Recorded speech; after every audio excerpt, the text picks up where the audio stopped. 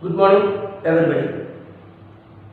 Global academy വടകരയിലെ ഗണിതാധ്യാപകനായ Balakrishna master മുജുബ്. First lesson നിങ്ങൾ പഠിച്ചിട്ടുണ്ടാവാം, arithmetic sequence അല്ലെങ്കിൽ സമാന്തര ശ്രേണി. ഞാനിപ്പോൾ ഇവിടെ ഇൻട്രൊഡ്യൂസ് ചെയ്യുന്നത് സർക്കിൾസ് അല്ലെങ്കിൽ വൃത്തങ്ങൾ എന്ന ഭാഗം. വൃത്തത്തെപ്പറ്റി ഞാൻ കൂടുതലായി ഒന്നും പറയേണ്ട ആവശ്യമില്ല. You have already learn from 9th standard. നിങ്ങൾ 9ാം ക്ലാസ് പഠിച്ചിട്ടുണ്ടാവും അല്ലേ? അപ്പം ആ വൃത്തത്തിനെ പറ്റിയിട്ടുള്ള പുതിയ പുതിയ കാര്യങ്ങളാണ് നമ്മളിന്ന് ചർച്ച ചെയ്യുന്നത്. നമുക്ക് എല്ലാവരെയും ഞാൻ ക്ലാസ്സിലേക്ക് സ്വാഗതം ചെയ്യും. അപ്പം വൃത്തം നമ്മൾ കഴിഞ്ഞ ക്ലാസ്സിൽ പഠിച്ചു. നമ്മളിങ്ങനെ വൃത്തം വരച്ചു കഴിഞ്ഞാൽ ഇതിനെ നമ്മൾ സെൻറ്റർ അല്ലെങ്കിൽ കേന്ദ്രം എന്നാണ് പറയുന്നത്. ഇനി നമ്മൾ പ്രധാനപ്പെട്ട ഈ വൃത്തത്തിനെ ഈ സർക്കിളിനെ നമ്മൾ രണ്ട് പാർട്ടുകളാക്കി മാറ്റും. ഞാനിവിടെ 2 പോയിന്റുകൾ ഇട്ടു. ഇപ്പോൾ ഈ സർക്കിള് 2 പാർട്ടുകളായിട്ട് മാറും, 2 ഭാഗങ്ങളായിട്ട് മാറും. ഇതിനെ നമ്മൾ 9ാം ക്ലാസ്സിൽ പഠിച്ചിരിക്കുന്നത് this part of the circle is known as arc. You can see another arc here.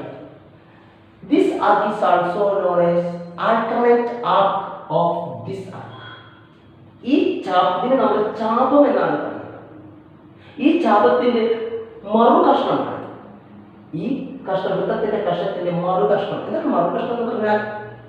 ഒരു വൃത്തത്തിനെ 2 ഭാഗങ്ങളാക്കുമ്പോൾ ഒരു ഭാഗത്തിന്റെ മറുകഷ്ണം മറ്റേ കഷ്ണത്തിനെയാണ് നമ്മൾ എന്ത് പറയുന്നത്? മറുകഷ്ണം എന്ന് പറയുന്നത്.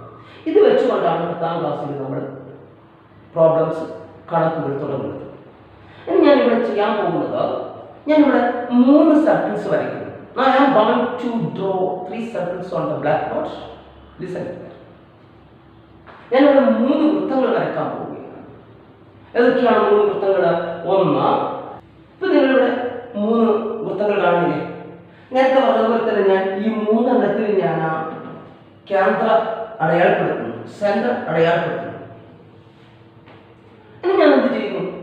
9ാം ക്ലാസ് പഠിച്ചതുപോലെ തന്നെ വൃത്തത്തിലെ 2 ബിന്ദുക്കളെ കൂട്ടി യോജിപ്പിച്ച് വരയ്ക്കുന്ന ഒരു വരയുണ്ട്. ഇതിന് നമ്മൾ 9ാം ക്ലാസ്സിൽ പഠിച്ചിരിക്കുന്നത് ഞാൻ എന്നാണ്. A line passing through 2 points on the circle. അതിനാണ് നമ്മൾ പറയുന്നത് കോഡ് എന്ന് പറയുന്നത്. കോഡ് അതിന് മലയാളത്തിൽ നമ്മൾ പറഞ്ഞ ഞാൻ എന്നാണ് പറയുന്നത്. ഇതേ ഞാണ്, ഇതേ കോഡ് എതിരോട്ട് കൂടി പാസ് ചെയ്യുന്നു, വൃത്തത്തിൽ കൂടെ, വൃത്തത്തിന്റെ കേന്ദ്രത്തിൽ കൂടെ പോകുന്നു. ഇപ്പൊ ഇതിനെ നമുക്ക് ഞാണെന്ന് പറയാം. വൃത്തത്തിലെ ഏറ്റവും വലിയ ഞാനാണ്. ഇതിനെ നമ്മൾ വ്യാസം എന്ന് പറയുന്നു, ഡയാമീറ്റർ എന്ന് പറയുന്നു, വൃത്തത്തിന്റെ ഡയാമീറ്റർ. അപ്പൊ നമുക്കറിയാം കേന്ദ്രത്തിൽ കൂടി കടന്നു പോകുന്ന ഞാനിനെയാണ് നമ്മൾ വ്യാസം എന്ന് പറയുന്നത്. A line which is passing through the center is called diameter. അതിനെയാണ് നമ്മൾ ഡയാമീറ്റർ എന്ന് പറയുന്നത്.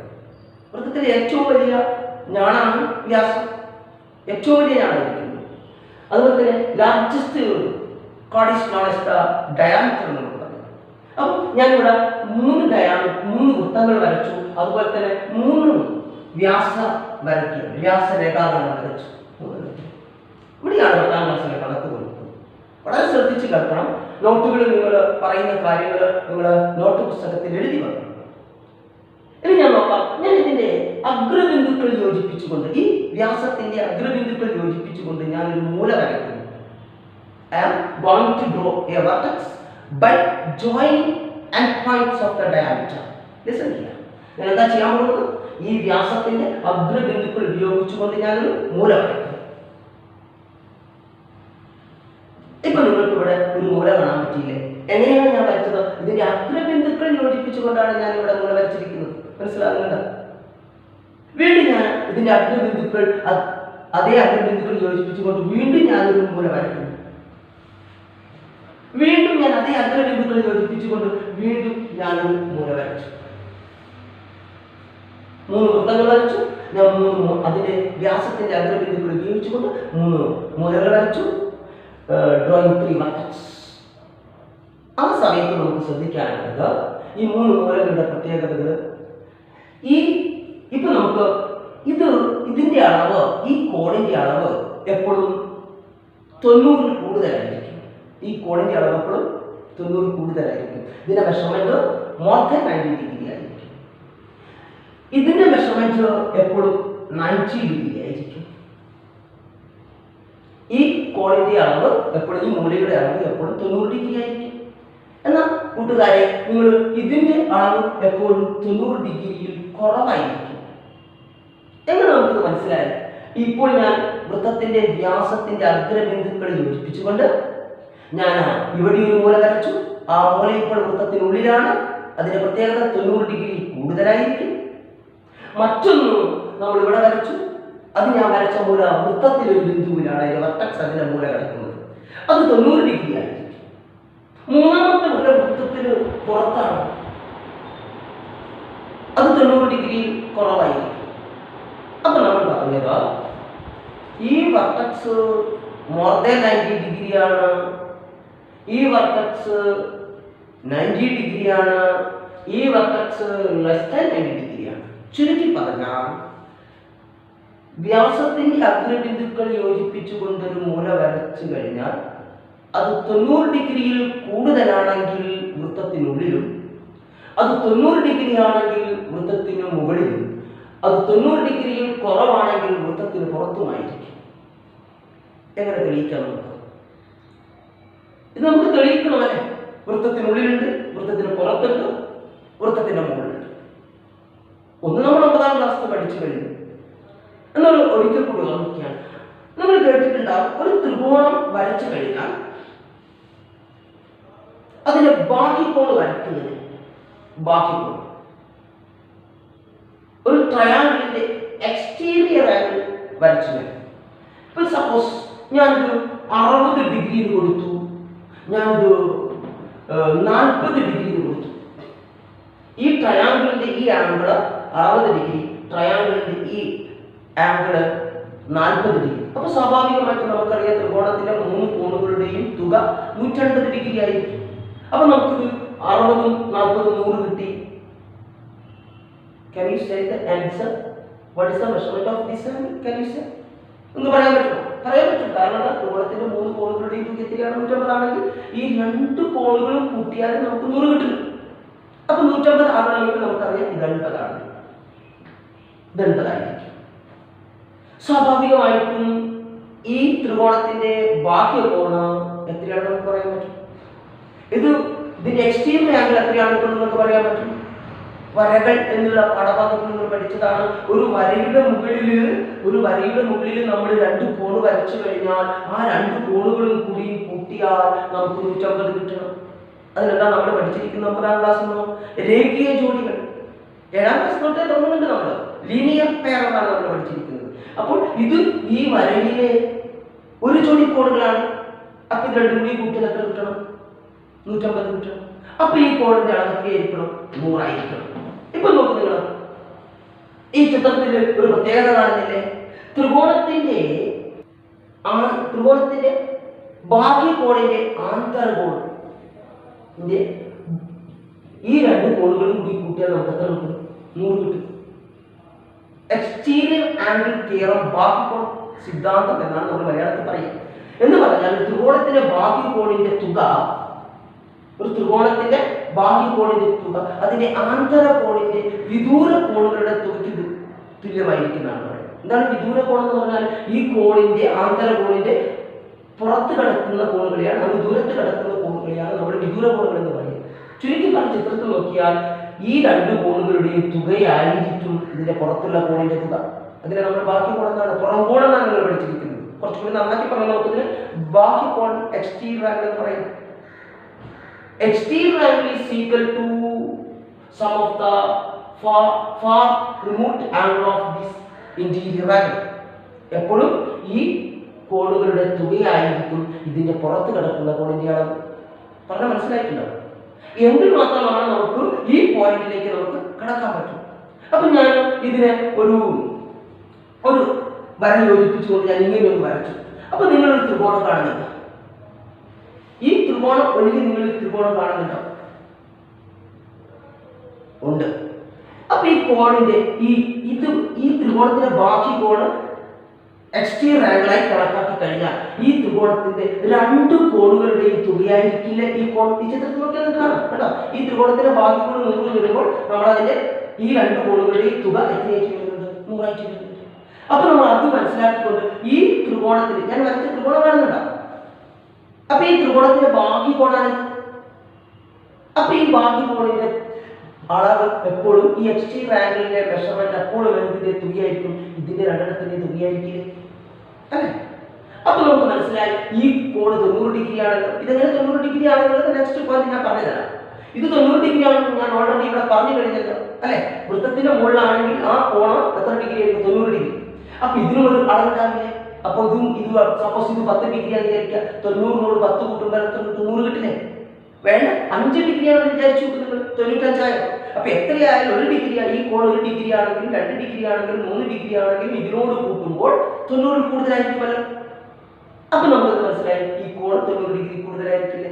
അതുകൊണ്ടാണ് ഞാൻ പറഞ്ഞിരിക്കുന്നത് ഒരു വൃത്തത്തിലെ വ്യാസ രേഖാഖണ്ഡങ്ങൾ യോജിപ്പിച്ചു വരയ്ക്കുന്ന അഗ്രബിന്ദുക്കൾ യോജിപ്പിച്ചു വരയ്ക്കുന്ന കോണ് 90 ഡിഗ്രിയിൽ കൂടുതലാണെങ്കിൽ അത് വൃത്തത്തിനുള്ളിലായിരിക്കും. പരീക്ഷയ്ക്കപ്പോഴും ചോദിക്കുന്നതാണ്. ഇനി നമുക്ക് നോക്കാം ഇത് നമുക്ക് 90 ഡിഗ്രി ആണെന്ന് മനസ്സിലായി. അപ്പൊ ഇത് 90 ഡിഗ്രി ആണെന്ന് ഞാൻ പിന്നെ പറഞ്ഞത് അടുത്ത പോയിന്റ് അതിലേക്ക് പോകണം. അപ്പൊ നമ്മൾ ഇങ്ങനെ ഒരു കോൺ വരച്ചു.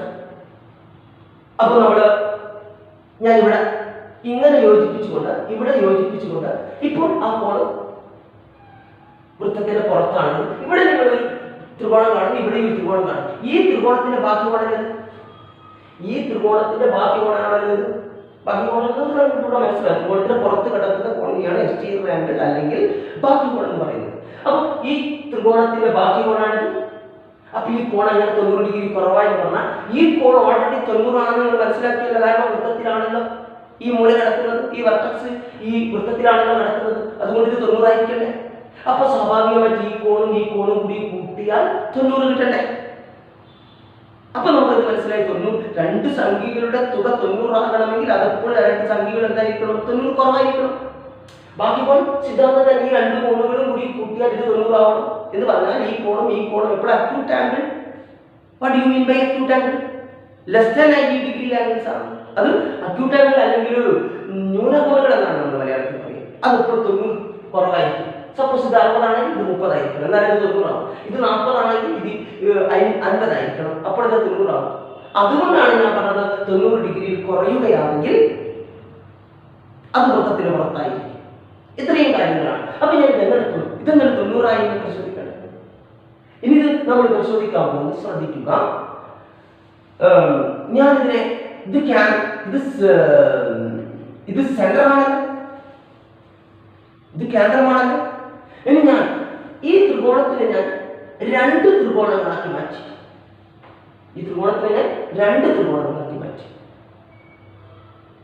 ഇപ്പൊ വരച്ച് ഇത് 90 ആണെന്ന് നമ്മൾ തെളിയിക്കാൻ പോവുകയാണ്.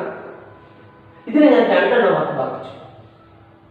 ഈ രണ്ട് ത്രികോണങ്ങളുടെയും പ്രത്യേകത നിങ്ങൾക്ക് മനസ്സിലായി. ഞാൻ ഇപ്പോൾ വരച്ചത് സമപാർശ്വ ത്രികോണങ്ങളാണ് ഇത് രണ്ടും.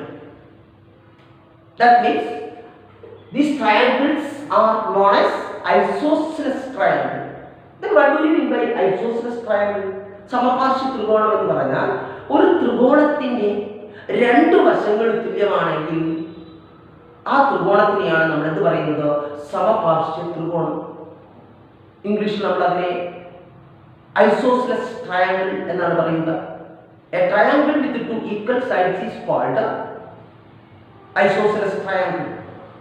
അപ്പോൾ നമ്മൾ ഇത് രണ്ട് സമപാർശ്വ ത്രികോണമാണെന്ന് മനസ്സിലാക്കി കഴിഞ്ഞാൽ ഇനി അതിന്റെ പ്രത്യേകത പെക്യുലാരിറ്റി നമ്മൾ മനസ്സിലാക്കണം. എന്താണ് സമപാർശ്വ ത്രികോണത്തിന്റെ പ്രത്യേകത? നമ്മൾ 9ാം ക്ലാസ്സിൽ കേട്ടിട്ടുണ്ടോ സമപാർശ്വ ത്രികോണം? സമപാർശ്വ ത്രികോണം എന്ന് പറഞ്ഞാൽ ചുരുക്കി പറഞ്ഞാൽ രണ്ട് വശങ്ങൾ തുല്യമായ ത്രികോണത്തിനെയാണ് സമപാർശ്വ ത്രികോണം എന്ന് പറയുന്നത്. ഇനി മറ്റൊരു പ്രത്യേകതയും കൂടി ആ സമപാർശ്വ ത്രികോണത്തിനുണ്ട്. അതിന്റെ പാദകോണുകൾ തുല്യമായിരിക്കും. എന്താ പാദകോണുകൾ എന്ന് പറഞ്ഞാൽ? Base angles. എന്താ ബേസ് ആംഗിൾസ് എന്ന് പറഞ്ഞാൽ ഈ ത്രികോണത്തിന്റെ ഈ വശവും തുല്യമായിരിക്കും. എങ്ങനെ മനസ്സിലായി? ത്രികോണത്തിന്റെ രണ്ട് വശം ഈ വശവും തുല്യമാണെന്ന് മനസ്സിലായി. ഇത് ഇത് കേന്ദ്രമല്ലേ? ഇത് വൃത്തത്തിന്റെ ആരമാണ്, ഇതും വൃത്തത്തിന്റെ ആരമാണ്. ഇത് 10 സെന്റിമീറ്റർ ആണെങ്കിൽ ഇതും 10 സെന്റിമീറ്റർ ആയിരിക്കണം നമ്മൾ പഠിച്ചിട്ടില്ലേ? വൃത്തത്തിന്റെ ആരങ്ങൾ തുല്യമായിരിക്കില്ലേ? അപ്പൊ ഇത് രണ്ടും തുല്യമാണെന്ന് മനസ്സിലായില്ലേ? അപ്പൊ എങ്ങനെയാ പാദകോണുകൾ കണ്ടുപിടിക്കുക? ഇത് രണ്ടും തുല്യമാണെങ്കിൽ മൂന്നാമത്തെ സൈഡിൽ കിടക്കുന്ന കോണുകളെയാണ് നമ്മൾ പാദകോണുകൾ എന്ന് പറയുക. സപ്പോസ് ഒരു എക്സാമ്പിൾ കൂടി നിങ്ങൾ ശ്രദ്ധിക്കുക. ഇതും തുല്യാണ് ചെയ്യുക. അപ്പൊ ഇതും തുല്യാണ് ത്രികോണത്തിന് നമുക്ക് എന്ത് പറയാം? സമപാർശ്വ ത്രികോണങ്ങൾ എന്ന് പറയും. ഇംഗ്ലീഷിൽ എന്ത് പറയാം? നമുക്ക് ബേസ് ആംഗിൾസ് എന്ന് പറയും. അപ്പൊ ഈക്വൽ ആയിരിക്കും. അപ്പൊ ഈക്വൽ ആകുമ്പോൾ നമ്മൾ എങ്ങനെയാണ്? ഇതും തുല്യാണെങ്കിൽ മൂന്നാമത് വരുന്ന വശത്തിന്റെ അവിടെ വരുന്ന കോണുകളെയാണ് നമ്മൾ പറയുക പാദകോണുകൾ അല്ലെങ്കിൽ ബേസ് ആംഗിൾസ് എന്ന് പറയും. അപ്പൊ നിങ്ങൾ നോക്കൂ, ഞാൻ നിങ്ങളോട് ചോദിച്ചിരിക്കില്ല, എന്താണ് നിങ്ങൾ സമപാർശ്വ ത്രികോണം എന്ന് മനസ്സിലാക്കി കഴിഞ്ഞു? ഐസോസെലസ് ട്രയാങ്കിൾസ് എന്താണെന്ന് മനസ്സിലാക്കി കഴിഞ്ഞു? ഒരു ത്രികോണത്തിന്റെ രണ്ട് വശങ്ങൾ തുല്യമാകുമ്പോൾ ആ ത്രികോണത്തിനെയാണ് സമപാർശ്വ ത്രികോണം അല്ലെങ്കിൽ ഐസോസെലസ് ട്രയാങ്കിൾ എന്ന് പറയുന്നത്. സമപാർശ്വ ത്രികോണത്തിന്റെ പാദകോണുകൾ തുല്യമായിരിക്കും. How can we find out the base angles of the isosceles triangle? ഏതാണോ രണ്ട് ഈക്വൽ സൈഡ്സ് അതൊഴികെ മൂന്നാമത്തെ സൈഡ്സിൽ വരുന്ന ആംഗിളുകളെയാണ് നമ്മൾ പാദകോണുകൾ എന്ന് പറയുന്നത്. അപ്പൊ നമുക്ക് ചോദിക്കട്ടെ, ഇത് x ഡിഗ്രി ആണെങ്കിൽ ഇപ്പൊ നിങ്ങൾക്ക് ഇത് എത്ര ഡിഗ്രി ആണെന്ന് പറയാൻ പറ്റും? ഇത് സമപാർശ്വ ത്രികോണമാണ്, ഇതിന്റെ രണ്ട് വശങ്ങൾ തുല്യമാണ്, വൃത്തത്തിന്റെ ആരങ്ങൾ radius of the same circle അല്ലേ? അപ്പൊ നമ്മൾ ബേസ് ആംഗിൾ ഈക്വൽ ആക്കണമെങ്കിൽ ഇത് x ഡിഗ്രി ആണെങ്കിൽ ഈ ആംഗിൾ എത്ര ഡിഗ്രി ആയിരിക്കണം? x ഡിഗ്രി ആയിരിക്കണം. Again repeating my question. ഇത് ഇതെന്താണ്? ഇതൊരു സമപാർശ്വ ത്രികോണമാണ്. ഈ ത്രികോണം ഒരു സമപാർശ്വ ത്രികോണമാണ്. കാരണം എന്താണ്? ഇത് വൃത്തത്തിന്റെ ആരമാണ്, ഇതും വൃത്തത്തിന്റെ ആരമാണ്. അപ്പൊ ഇത് രണ്ടും തുല്യമായില്ലേ? ആയോ? അപ്പൊ മൂന്നാമത്തെ വശത്ത് വരുന്ന ഈ കോണും തുല്യമായിരിക്കണ്ടേ? ഇതും സർക്കിളിന്റെ റേഡിയസ് അല്ലേ? ഇതും സർക്കിളിന്റെ റേഡിയസ് അല്ലേ? അപ്പൊ ട്രയാങ്കിൾ എന്തായിരിക്കണം? ഐസോസെലസ് ട്രയാങ്കിൾ ആയിരിക്കണം. അപ്പൊ അതിന്റെ തേർഡ് സൈഡ്സിൽ വരുന്ന ആംഗിൾ കണ്ടിട്ട് ഈക്വൽ ആയിരിക്കണ്ടേ? അങ്ങനെയാണെങ്കിൽ may I ask a question to you? Suppose if the measurement of this angle is y, then what will be the measurement of this angle? Can you say? Have you understood? ഇത് സമപാർശ്വ ത്രികോണമാണ്. ഈ സമപാർശ്വ ത്രികോണം ഇത് രണ്ടും തുല്യമാണ്, വൃത്തത്തിന്റെ ആരങ്ങളാണ്, അത് രണ്ടും തുല്യമായിരിക്കും. അപ്പൊ മൂന്നാമത്തെ വരുന്ന ഈ വശം ഈ കോണ് y ആണെങ്കിൽ ഇപ്പുറത്ത് കിടക്കുന്ന ഈ കോണ് y ആയിരിക്കണേ. എന്നോർക്കാം ഇത് എങ്ങനെ 150 ഈ കോൺ എങ്ങനെ 90 ഡിഗ്രി ആക്കാം നോക്കാം. ഇപ്പൊ നിങ്ങൾ ഈ വലിയ ത്രികോണം കണ്ട നിങ്ങൾ അപ്പൊ ഞാൻ പറഞ്ഞ ത്രികോണത്തിന്റെ 3 കോണുകളും കൂടി കൂട്ടിയാൽ 150 ആണ്. ഇപ്പൊ നിങ്ങൾ നോക്കുക, ഈ കോണും ത്രികോണത്തിന്റെ കോണുകളല്ലേ? അപ്പൊ ഈ 3 കോണുകളും ഒരുമിച്ച് നമ്മൾ കൂട്ടുമ്പോൾ ഈ കോണത്തിനെയാണ് x ആണ്. ഈ വലിയ ത്രികോണത്തിന്റെ കാര്യമാണ് ഞാൻ പറയുന്നത്, ഈ വലിയ ത്രികോണത്തിന്റെ കാര്യമാണ് ഇപ്പോൾ ഞാൻ പറയുന്നത്. അപ്പൊ ഈ രണ്ട് കോണും കൂടി എത്ര വരും? x + y അല്ലേ വരിക? ഇത് 20 ആണ്, ഇത് 30. അപ്പൊ ഈ വലിയ കോണത്തിന് 50 ആയിരിക്കില്ലേ?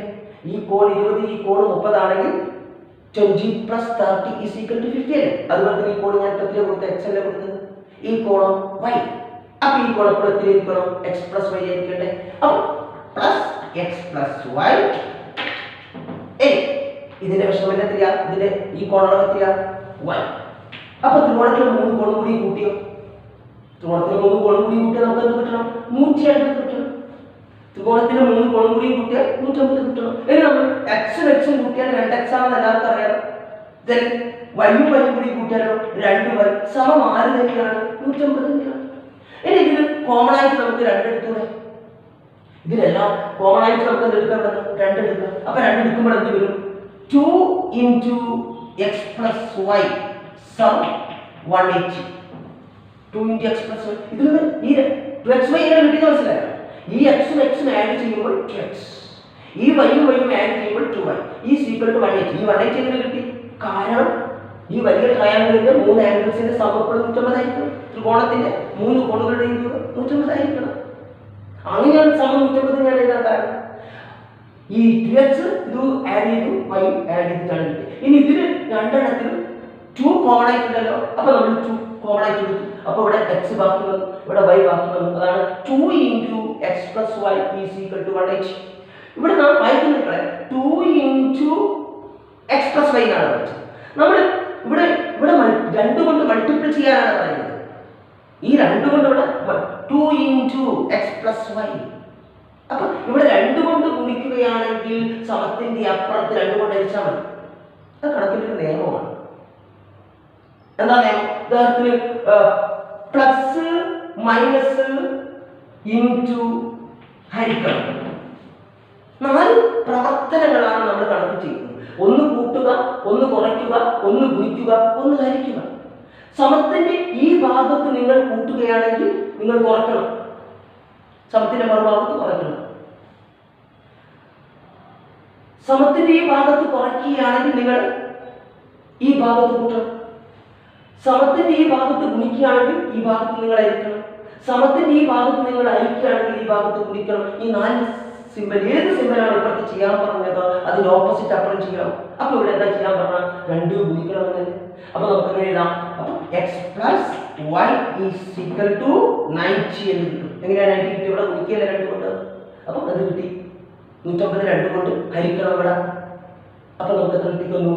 കേട്ടോ, എക്സും വൈയും കൂടി കൂട്ടിയ 90. ഈ കോണളവത്തിനായി ചുരുക്കി പറഞ്ഞാൽ നമ്മൾ ഇതിൽ നിന്ന് പഠിച്ചു വെക്കേണ്ടത്, കുട്ടികൾ കേട്ട് കഴിഞ്ഞാൽ ഈ 3 പോയിന്റുകൾ ഒരു എഴുതി വെക്കണം. വളരെ പ്രധാനമായി പറയുന്ന കാര്യങ്ങൾ നോട്ടായിട്ട് എഴുതി വെക്കുക.